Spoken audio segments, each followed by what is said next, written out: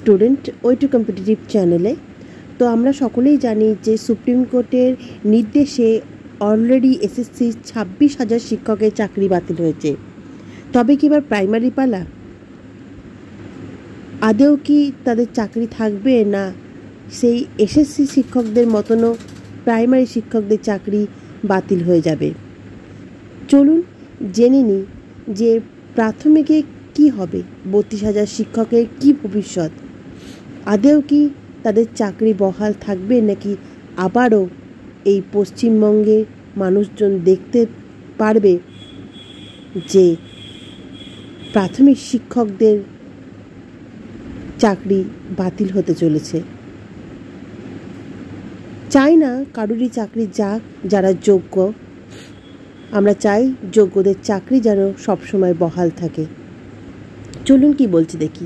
চাকরি হারিয়েছেন 26,000 শিক্ষক। এসএসসি 2016 গোটা প্যানেল বাতিল করে দিয়েছে সর্বোচ্চ আদালত। কি আছে প্রাথমিকে 32,000 শিক্ষক শিক্ষিকার ভাগ্যে? প্রাথমিক 32,000 চাকরি বাতিলের যে নির্দেশ কলকাতা হাইকোর্ট বিচারপতি অভিজিৎ গঙ্গোপাধ্যায় দিয়েছিলেন, এবার তার শুনানি হবে বিচারপতি তপব্রত চক্রবর্তীর ডিভিশন বেঞ্চে।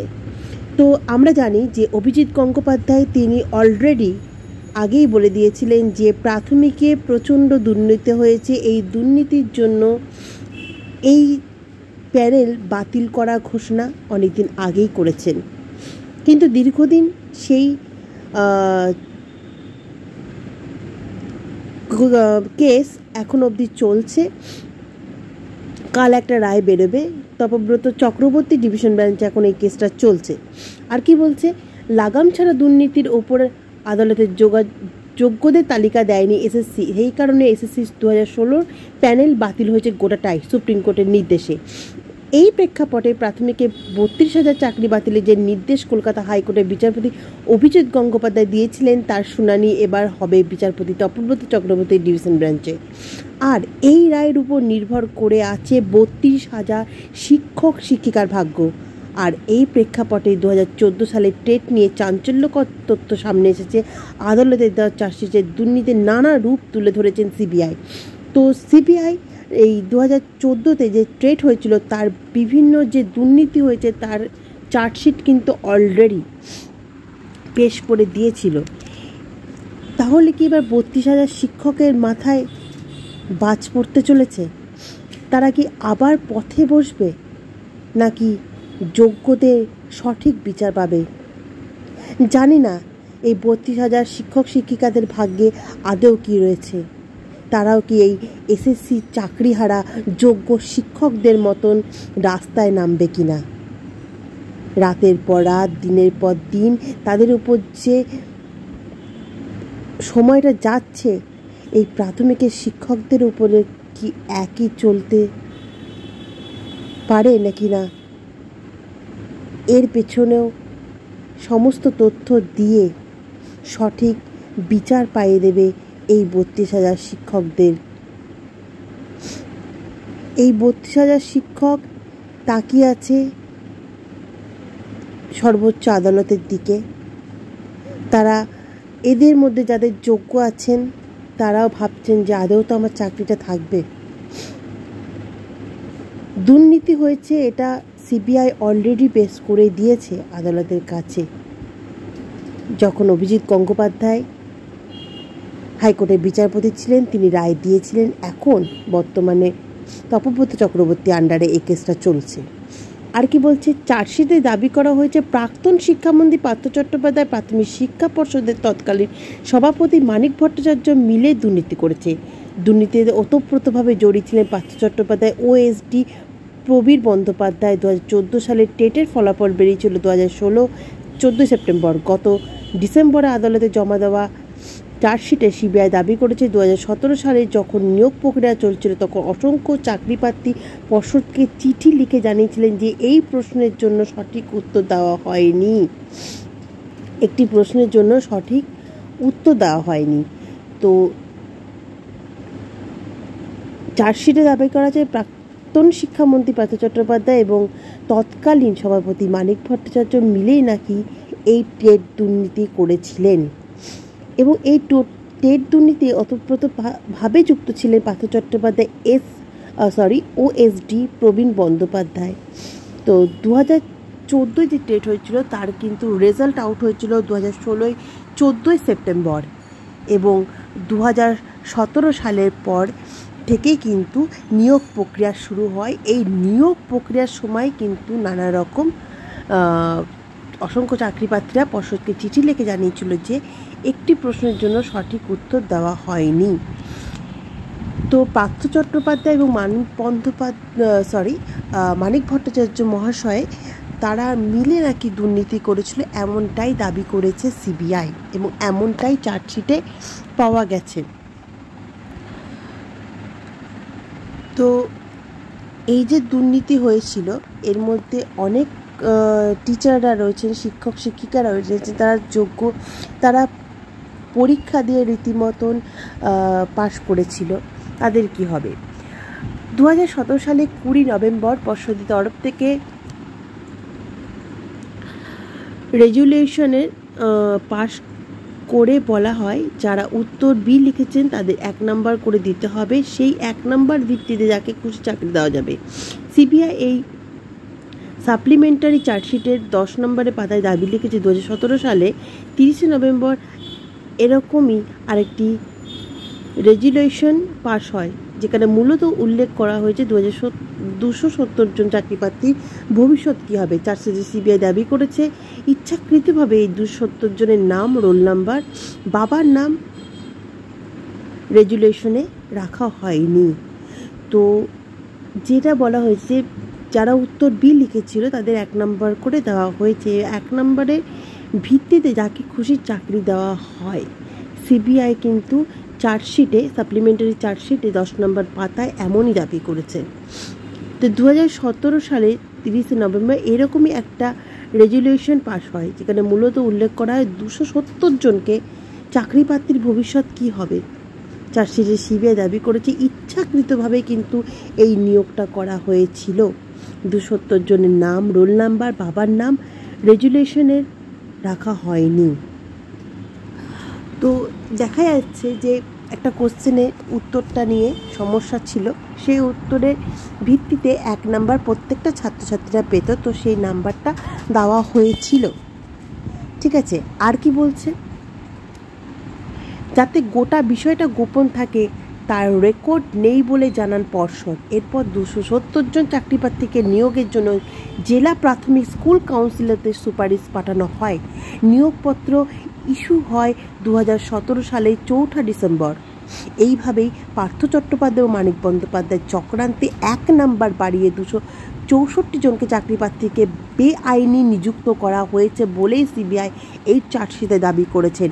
সিবিআইয়ের এই চার্জশিটে আরও দাবি করা হয়েছে, তো এই যে মানিক ভট্টাচার্য মহাশয় এবং পার্থ চট্টোপাধ্যায় মিলে এই 1 নাম্বার বাড়ি দিয়ে 264 জন চাকরি প্রার্থীকে বেআইনিভাবে নিযুক্ত করে।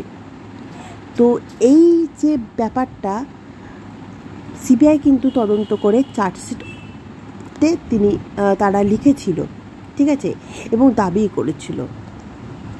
তাহলে গোটা বিষয়টা তারা গোপন রাখতে চেয়েছিল, কিন্তু কোনো কিছুই তো গোপন থাকে না, ঠিক সত্যের জয় হয় এবং সত্য একদিন সবার সামনে চলে আসে, এটাই বাস্তব। কিন্তু এই কিছু মানুষের জন্য কি আদৌ 32,000 শিক্ষকদের চাকরি চলে যাবে? এটা আমরা আশা কখনোই করব না।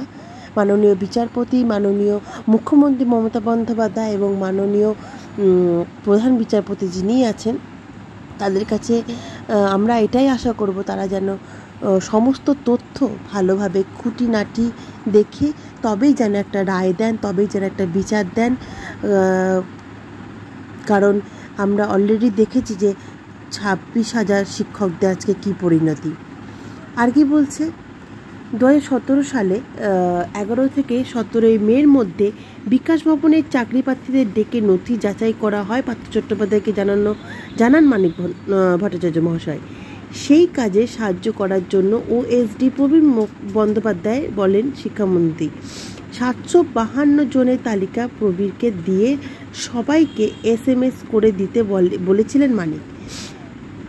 মন্ত্রীর OSDA আবার সেই দায়িত্ব ডেটা এন্ট্রি স্টাফ সুব্রত কুণ্ডুলকে দায়িত্ব দেন, কিন্তু SMS পাঠাতে গিয়ে জানা যায় অনেকে চাকরি প্রার্থীর মোবাইল নাম্বারে কোনো অস্তিত্ব ছিল না।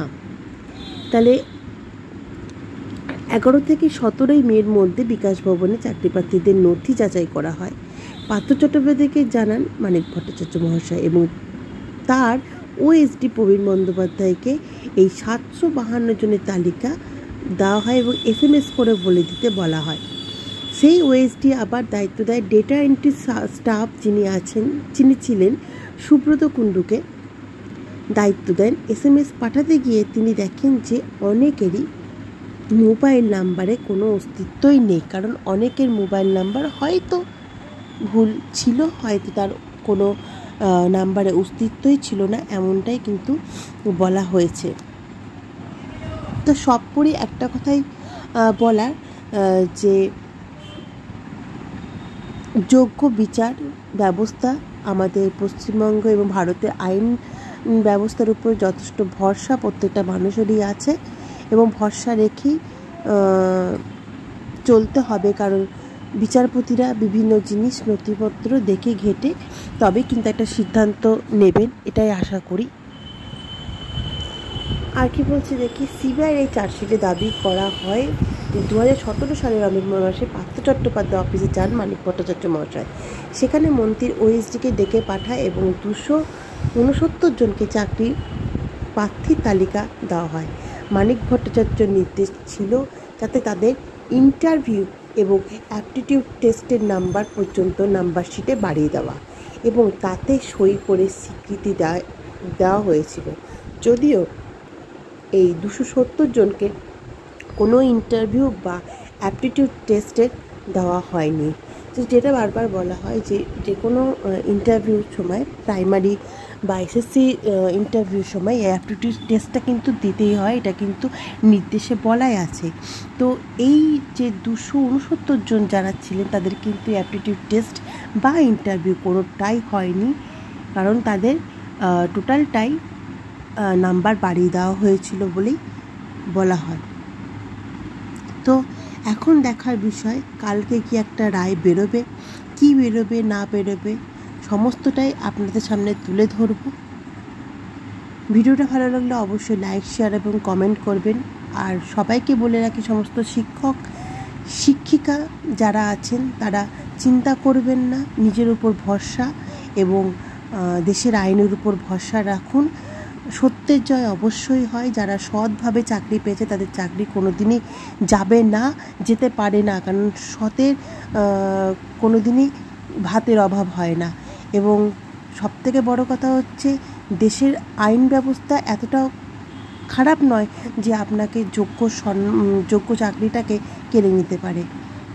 এখনও কিন্তু তার জন্যই SSCটা এখনও কিন্তু ঝুলেই আছে। যারা যোগ্য প্রার্থীরা আছেন তাদের মধ্যে কিছু জন কিন্তু অলরেডি স্কুলে চাকরি করতে চলে গেছেন।